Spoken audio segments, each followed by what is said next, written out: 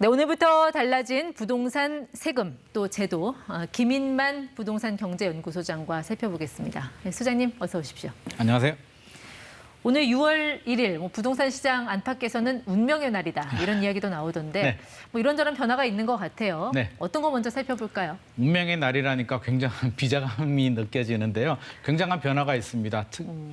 먼저 큰 돈이 걸려있는 네. 양도세부터 한번 알아보도록 하겠습니다. 양도세 강화, 기존에도 계속 예고가 됐던 내용이긴 한데 네. 실제로 세금이 어느 정도 늘어납니까? 조정 대상 지역 2주택자 같은 경우는 기본 세율의 20%포인트가 중과세가 되고요. 네. 3주택자 이상은 30%포인트가 중과세가 됩니다. 그러니까는 바뀌기 이전보다 한 10%포인트 정도 올라간다고 네, 보면 되겠네요. 맞습니다. 근데 세율로만 따지면 이렇게 딱 와닿지가 않아서요. 네. 좀 돈으로 설명해 주세요. 대체 얼마를 더 내야 된다는 겁니까? 화면을 보면서 제가 설명을 드릴 텐데요. 집을 사서 1억 원 남았다라고 우리가 가정을 해보면 조정 대상 지역 2주택자 같은 경우는 6,500만 원을 세금을 내야 되고요. 1억 남은 금액에 6,500만 원을 국가에 세금을 내야 되고 3주택자 이상이면 7,500만 원이나 세금을 내야 됩니다. 네. 여기에 또 지방소득세가 또 붙죠? 그렇죠. 지방소득세까지 붙어버리게 되면 조정 대상 지역 2주택자들은 7,150만 원, 네. 3주택자 이상이면 8,250만 원의 세금을 내야 됩니다. 우리가 1억 원 남았다는 가정하에서 그렇고요.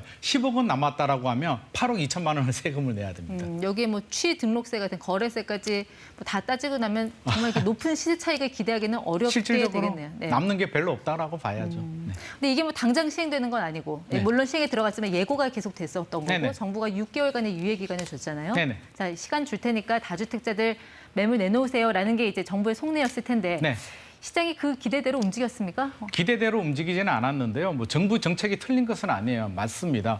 유예를 줄 테니까 매물을 나오게 해서 시장의 안정을 유도하겠다라는 게 정부 바람이었는데 우리가 항상 이성적으로 움직이지는 않거든요. 자녀들한테 공부하라고 해서 공부 안 하잖아요. 그거하고 비슷한데 시장은 항상 유리한 대로 해석을 하게 되는데 네. 6월 6월 1일 이후에는 75% 최고 세율 75%가 적용이 되고요. 네. 6월 1일 이전에 65%인데 시장에서는 어떻게 받아들이냐면 10%포인트도 큰 세금이지만 네. 6,500만 원 또 못 내겠고 7,500만 원 또 못 내겠다는 게 시장의 반응입니다. 그래서 그러니까 그동안 매물이 안 나오는 거죠. 매물이 안 나왔다. 네네.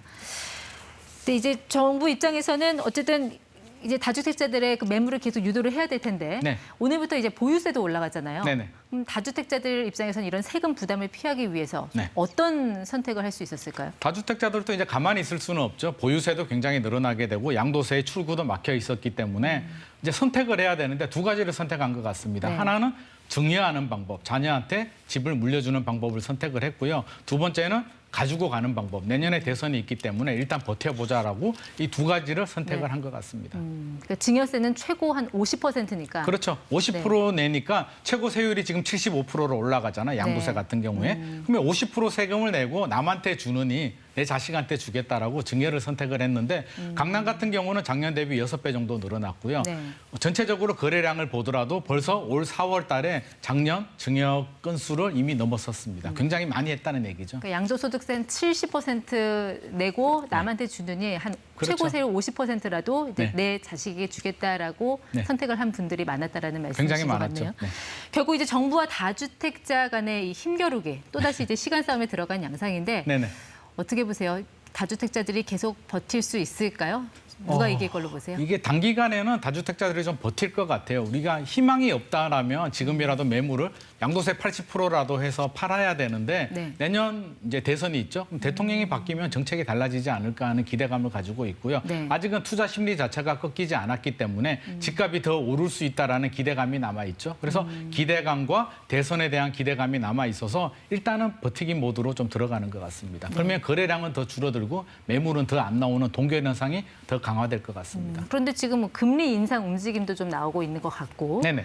그리고 또 공급 대책도 있잖아요. 네네. 다주택자로서는 이런 좀 리스크 관리 같은 것도 좀 해야 되지 않을까 싶은데. 네. 충분히 관리를 해야 되죠. 공급 대책이란 게 이번에 이제 작년부터 공급 확대로 정부 정책이 바뀌었는데요. 굉장히 바람직합니다. 공급을 늘려야 되는 거는 맞는데 타선 기간이 있어서 빨리 공급이 안 되거든요. 그래서 한 5년 후 지나면 공급 물량은 실제로 늘어날 수도 있고요. 금리 인상도 이제 굉장히 이제 임박했는데 당장이야 0.25 정도 올리겠지만 우리가 3년, 4년 후 정도 예상해 보면 지금보다 기준금리가 2배 한 2%포인트 정도 더 올라갈 수도 있거든요. 그러면 네. 대출이자 부담도 2배 이상 늘어날 수도 있어서 다주택자들은 그냥 버티기 모드가 정답은 아니고요. 한 3년 후를 생각하고 충분한 리스크 관리를 할 필요는 있을 것 같습니다. 자, 지금까지는 이제 부동산 매매 시장의 변화를 살펴봤고요. 네. 또 전월세 시장에서도 좀 달라지는 게 있습니다. 네. 이제 아파트를 이제 사고 팔 때처럼 네. 임대차 계약할 때도 꼭 신고를 해라라는 네. 게 이제 전월세 신고제인데 네. 어떤 사람들이 대상이 되는 건가요? 아파트뿐만 아니라 아파트, 다세대, 뭐 고시원, 모든 주택, 주거용 네. 주택은 모두 다 대상이 되고요. 네. 보증금, 화면에서 보듯이 보증금 6천만 원 초과, 네. 월세 30만 원 초과가 되면 모든 임대차 계약에 대해서는 신고를 해야 네. 됩니다. 신규 계약 말고 기존에 전월세를 살던 분들 갱신 계약할 때도 신고를 해야 되는 건가요? 갱신 계약도 신고를 해야 되는데 금액 변동이 없는 분들 네. 또는 30일 이내에 단기 계약들은 신고를 하지 않아도 됩니다. 행정력 네. 낭비가 될 수 있으니까요. 금액 변동이 있을 때만 신고를 해라. 네네. 네. 집주인과 세입자 둘 다 신고를 해야 됩니까? 둘 다 신고를 해야 되는데 네. 한 사람만 신고해도 괜찮고요. 신고할 때 이제 주민센터를 가든지 홈페이지 접속을 해서 이렇게 온라인으로 비대면으로 신고할 수도 있습니다. 네. 정부 입장에서는 임차인을 보호하기 위한 제도다라는 입장을 그동안 이야기를 했고 네. 그런데 이 제도를 놓고 임대인과 임차인 양쪽에서 모두 불만이 나오고 있는 것 같아요. 이건 네네. 왜 그런가요? 일단 정부 의도는 전월세 시장을 굉장히 안정화시키고 최근에 세모녀 전세 사기 사건이 있었잖아요. 결국에는 시세보다 높은 전세 가격을 형성이 되면서 네. 이제 사기를 당하는 현상인데 이렇게 투명하게 관리를 하게 되면 아무래도 실거래가 신고처럼 실제 거래를 확인할 수가 있어서 이런 사기 사건을 예방할 수 있고 확정일자라고 네. 하죠. 우선 변제권이라고 하는데 경매 넘어가게 되면 후순위보다 이제 네. 우선 배당을 받을 수 있는 우선 변제권을 확정일자라고 하는데 확정일자를 기존에는 주민센터 가서 이제 도장을 받았어야 되는데 신고하게 되면 자동으로 부과돼서 굉장히 편리한데 네. 왜 양쪽에 다 불만이 있냐면 임대사업자를 등록하는 임대인들 같은 네. 경우는 이제 소득이 노출이 되게 되고 결국에는 세금을 내야 되는데 원래 이제 투명과세를 해야 되는데 안 내던 분들은 아무래도 부담스러울 수밖에 없고요. 세부담이 늘어나게 되면 아무래도 네. 세입자한테 좀 증가시킬 수가 있어서 세입자들도 괜히 월세나 전세 또 더 늘어나는 거 아니야? 금액이? 네. 혹시라도 전세 살고 있는데 집주인이 반전세나 월세로 바꾸는 거 아니야? 굉장히 좀 불안해는 하고 있습니다. 정부는 과세 정보를 활용할 계획은 없다는 입장인데요. 네. 일단은 뭐 과세 정보를 활용할 계획은 없고 표준 임대료도 아니다라고는 하는데 시장에서는 약간 좀 불안해하는 게 우리 임대사업자 제도 같은 경우도 2017년도에 국토부 장관께서 네. 활성화를 이제 했다가 지금은 폐지한다라고 하는 그런 좀 트라우마가 남아 있는 것 같아요. 그래서 네. 정부 정책에 대해서 좀 불안한 마음을 가지고 있는데 정부는 아니라고 하니까 좀 믿고 기다려볼 필요도 있을 것 같습니다. 뭐 당장 오늘부터는 아니지만 다음 달부터 이 무주택 그 실수요자들을 위해서 네. 대출 규제가 완화된다고 들었어요. 네.